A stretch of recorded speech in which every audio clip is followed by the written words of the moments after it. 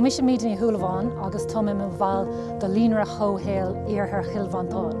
Agus do Seachtain na hOidhreachta mbliana tháinig muir le chéile do Clár Uiscí na nÚdarás áitiúil le imeacht oidhreachta dhéanamh anseo in Iarthar Mhantáin. Agus an téama a bhí le Seachtain na hOidhreachta mbliana ná nascanna bailí Líonraí. Agus I dtosach bhí mar chun shiúlóid ceoltóirí dhéanamh ach an sin hiigeamar go raibh anchuid talann sa cuid seo tíre. So bhí mar ag plé leis an oidhreacht sa gáchuid an oidhreacht a bhaine leis an ggóshaoil agus an oidhreacht cheoltóireach amach.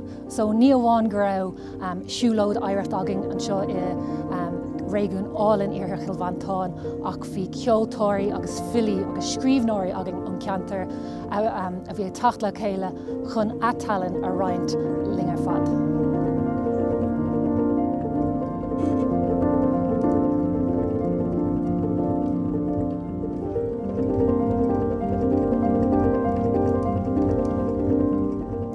So nómh tá míid an sá I Castle Rotary House agus bhí ócáid anna speisialta ar siúl.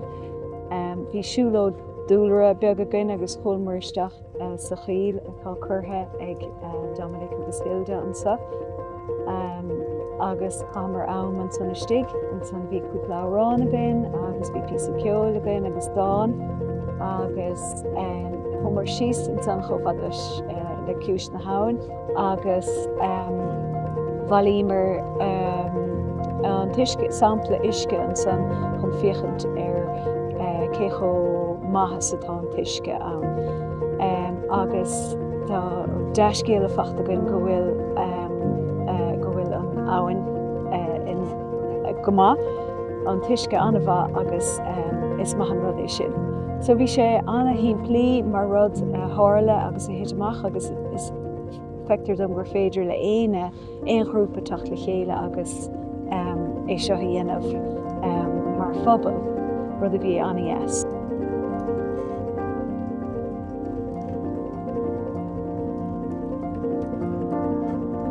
Is as chuircamhaoine don féin agus canam na hamhráin ón áit sin agus ó mo chuachas. Is áit mhór amhránaíochta I chuircamhaoine agus tás anna híime go an amhráin de lenaí. Mar sin an dara ceann na dúirt tá buinte go leis an isce is dócha. Bhín sé deacair uaireanta an cheangailte dhéanamh leis an ócáid agus leis an amhrán cearta áil. Ach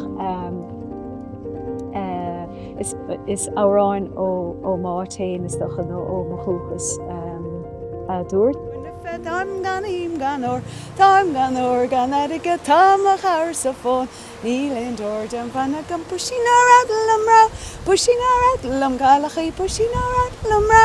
Banan an ar sé hanna leat puisina radlam rá, puisina radlam galachí puisina radlam rá. Banan an ar sé hanna leat táim gan im gan or.